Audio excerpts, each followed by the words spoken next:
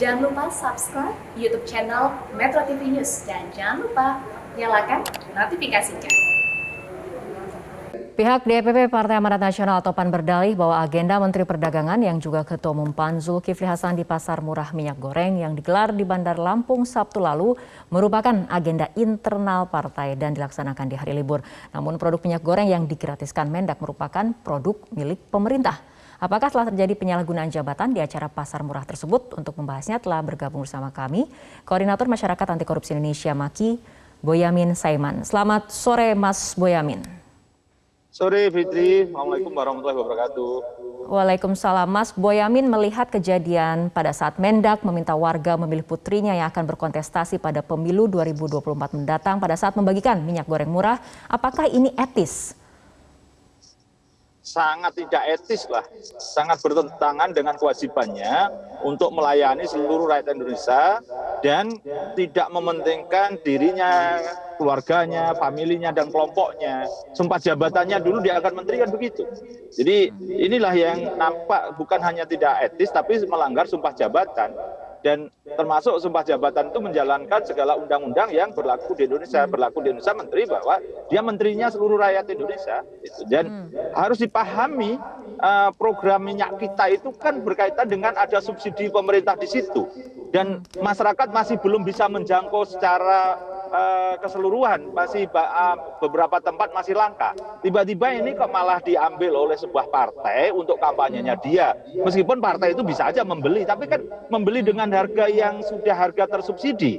Mestinya kan itu harus dilepas di pasar. Jadi ini nampak kemudian bahasa saya yang paling enak itu adalah menunggangi program pemerintah. Dan itu mestinya tidak patutlah dilakukan oleh seorang menteri yang itu disumpah menjadi menteri sebuah negara Republik ini. Jadi ini yang Mas Boyamin dari partainya sendiri PAN sesuatu yang begini inilah yang tidak layak. Oke, Mas Boyamin dari PAN sendiri mengatakan bahwa agenda Mendak ini adalah agenda internal partai dan dilakukan di hari libur. Nah, bagaimana tanggapan Anda? Loh, boleh kan hari libur dan kemudian jangan pakai minyak kita gitu loh. Minyak-minyak yang dibeli dari pasar beneran, merek-merek yang ada yang bukan program subsidi gitu loh, kalau mau memang meniaknya itu. Tapi apapun dia menteri yang 24 jam bukan hari liburnya loh. Oke. Menteri itu masa kerjanya 24 jam, 7 hari, 365 tahun, hari setahun kalau memang dia diangkat sampai 1 tahun. Jadi jabatan itu melekat. Dan inilah yang memprihatinkan kita semua, nampaknya pejabat-pejabat kita yang terutama dari partai politik kemudian tidak mampu membedakan mana tugas yang negara dan tugas yang bukan negara. Baik, Dia paham kan itu tadi juga jelas mengkampanyekan anaknya untuk jadi DPR RI, Dapil Lampung. Oke, tugas gitu negara dan bukan tugas negara.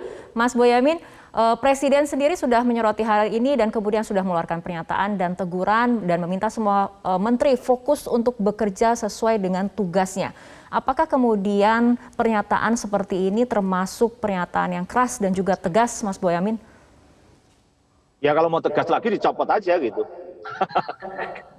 Ya, tapi terserahlah presiden yang mau mencopot kalau tidak gitu kan. Tapi sebenarnya teguran seorang presiden yang di tempat umum terbuka begini pada publik ini sudah tamparan keras gitu, dan mestinya mudah-mudahan Pak Zulhas bertobat gitu. Kalau dianggap bertobat itu meskipun ini kan bukan dosa gitu, tapi kan dosa politik bisa jadi dianggap begitu. Mudah-mudahan tidak terulang lagi lah, lebih fokus menjalankan tugasnya. Masih banyak persoalan terkait dengan minyak sawit. Masih banyak yang kebun-kebun di Sumsel itu terlantar kemudian hanya untuk diduga disalahgunakan untuk pinjam uang bank dan kemudian terlantar. Dan kemudian di Lampung sendiri dugaannya ada ekspor CPO yang dikamuflase dengan limbah sehingga tidak membayar bea keluar 5%, harganya juga rendah, tidak perlu membayar iuran sawit. Masih banyak yang perlu dibenahi dari sementara kemarin Kejaksaan Agung menduga ada pencaplokan lahan milik hutan yang bisa saja dulu Pak Zulhas itu zaman Menteri Kehutanannya bisa kurang cermat di situ dalam mengawasi hutan misalnya itu. Jadi untuk yang sudah diumumkan Kejaksaan Agung itu perusahaan DT misalnya. Nah, ini yang masih banyak yang perlu dibenahi karena dulu beliau malah di Menteri Kehutanan. Bagaimana alih fungsi hutan, bagaimana hutan yang jadi kebun sawit yang kemudian tidak ada lahan pengganti, meskipun itu diturunkan gridnya gitu. Tapi banyak hal yang masih perlu dibenahi sehingga menjadikan nanti kalau ini keseluruhan bisa dibenahi, termasuk hutan-hutan yang memang sudah jadi sawit itu kewajibannya diperbesar misalnya, sehingga kemudian negara diuntungkan lebih banyak nanti sehingga harga sawit bisa turun, tapi juga tandan segarnya bisa naik lagi dan kemudian proses ekspor menghasilkan devisa juga hebat dan masih banyak hal. Dan kemarin saya baru melaporkan KPK dugaan pelanggaran atau bahkan menuju korupsi importasi bawang putih. Nah, itu juga perlu dibenahi karena artinya masih banyak pekerjaan rumah yang harus dibenahi oleh seorang menteri seperti itu ya. Akhir-akhir ini bagaimana itu dibenahi?